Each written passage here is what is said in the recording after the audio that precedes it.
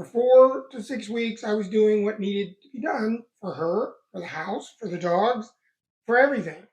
And through all of that, she was present for every conversation, every result, fear, and that I ever brought her.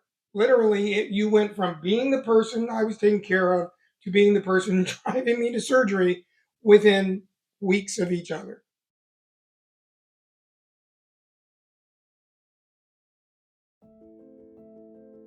I want to talk to you about the 3 weeks that nobody's asked about yet.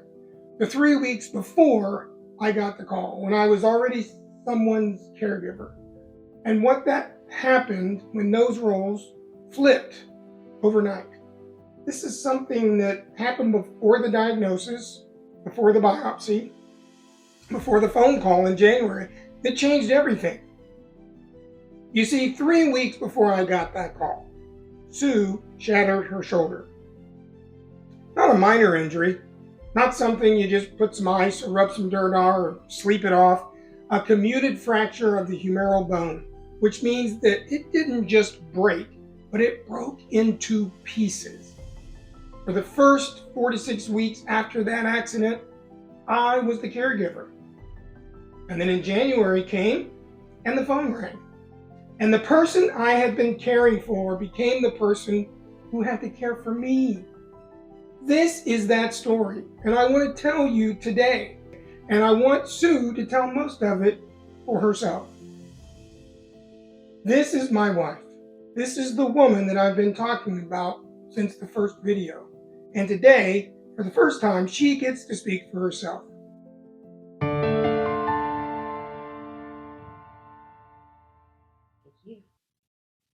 So Sue, let's start with what happened.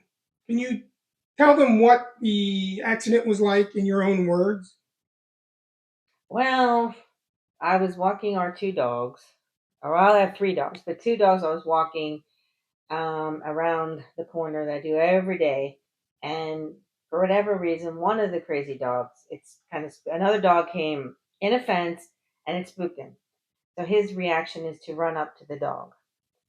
Unbeknownst to him that I was on the other end of that. So I'm thinking he's going to stop, and he just kept going, and I went right into a fence. And I apparently hit my shoulder. Thank God I didn't hit my face or anything, but and it jars you, but then you think, oh, I'll just get up and, like you said, rub some dirt on it, and I go back home. And of course, the dog's looking at me like, "What are you doing down there?" I was like, "Okay, so I'm just gonna get up," and this arm wasn't cooperating, so that's how I knew something was. It just pain, pain, pain I've never had before. So that's when I came home.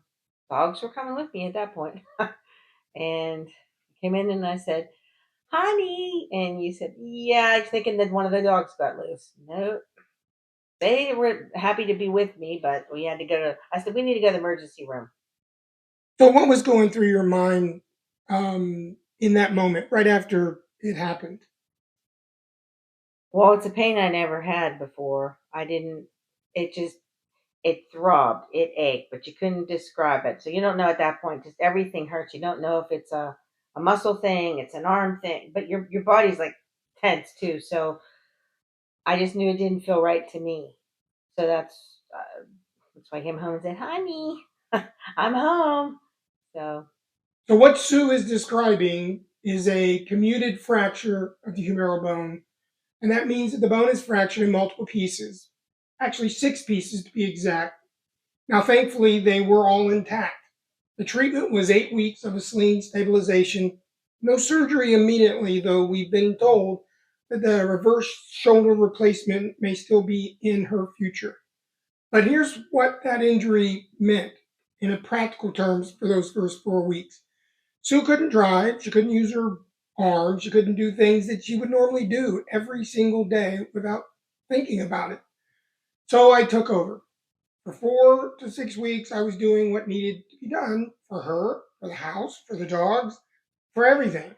And Sue, to her absolute credit, let me, which is, if you know Sue at all, is her own act of trust.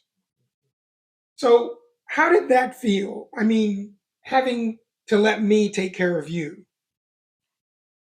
It was hard for me, and you know that Yeah. because I'm very, I don't want to say controlling, but I also want there's what I think the way it should be done, and there's my routine, as crazy it may be. So therefore, if anybody else would happen to say, "Let me help," it becomes, well, that's not the way I would do it. So that was a big hurdle for me to get over, I guess. But luckily, it was winter and Christmas helped. So decorations were already up prior to this, so that's a good thing. So Taking him down, that's another. yeah, that was another story. Yeah. So And here's the part I keep thinking about. We're still in the middle of her recovery when everything changed again. Sue, I want to walk you through the timeline with you because I think people need to understand just how compressed all this was actually. You shattered your shoulder the week before Christmas. Then, just after New Year's, I had the prostate biopsy. You were still in a sling, still couldn't drive, still in pain. And then we spent the next week waiting on results. The call came. I want you to take me back to that window of late December to mid January. You're managing a serious injury. I'm managing the fear of the biopsy and what it might show. What was that actually like, living inside those weeks? well, it was frustrating, and it kind of grounds you because you realize that nothing is everything should be what we used to take for granted is not for granted anymore. Right. So I kind of felt useless because I couldn't use my arm to even drive. Thinking, okay, it just ain't cooperating. So that was a struggle. But I didn't know those things because I'm glad to just drive every day. I couldn't shovel snow. I couldn't everything go to the restroom. It was just a lot of things. But yeah, that was, and knowing what you were going through, that was another whole. I don't want to be somebody being taken care of because you have things that are going to be going on that need attention. Right. So Now, I want to pause here and say something directly. Sue was in physical pain. I mean, real, significant, ongoing pain. Couldn't sleep through the night, had to sleep in a chair, then tried in a bed. I mean, it was exhausting. During that exact weeks, I was receiving a cancer diagnosis. She was limited in what she could do physically. She couldn't get in a car and drive away when she needed space. She couldn't reach for things without hurting. She couldn't sleep, as I said, without discomfort. And through all of that, she was present for every conversation, every result, fear, and that I ever brought her. I don't know if I've said it clearly enough before, but I want to make sure that I'm saying it now. Thank you. yeah. Now, here's where the story gets almost impossible to explain to someone who hasn't lived it. So, by the time my surgery happened on March 31st, you had just gotten behind the wheel. You had just regained enough mobility to even drive again. Literally, you went from being the person I was taking care of to being the person driving me to surgery within weeks of each other. What was that like, going from patient to caregiver that quickly? it, it becomes a matter of fact to me. It's just something you don't think about, you just do. So that's the best way I can describe it because there wasn't time to think, there wasn't time to plan. So fortunately for us, they didn't happen exactly the same time. But you still couldn't plan on what to do or how to do it. Right. Was there a moment where you thought, I'm not ready for this? Or did something just kind of instinctually kick in? I think instinctively kicked in that we are only as good as both of us together, no matter what role that may be. So it's either, you know, vulnerability is very hard for me to manage. So to reverse that again, to be that I was vulnerable, then to be that you're vulnerable, it's very hard to Right. manage. So we're going to stop there for today. Not because there isn't more to say, there is a lot more.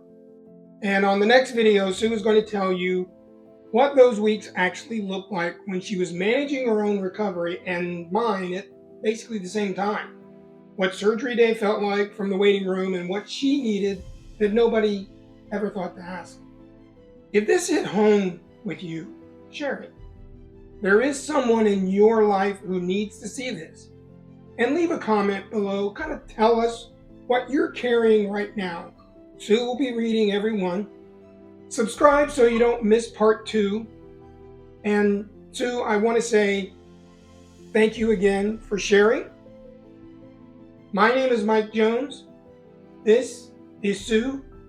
And this is Jonesing for the Journey. And so the adventure continues.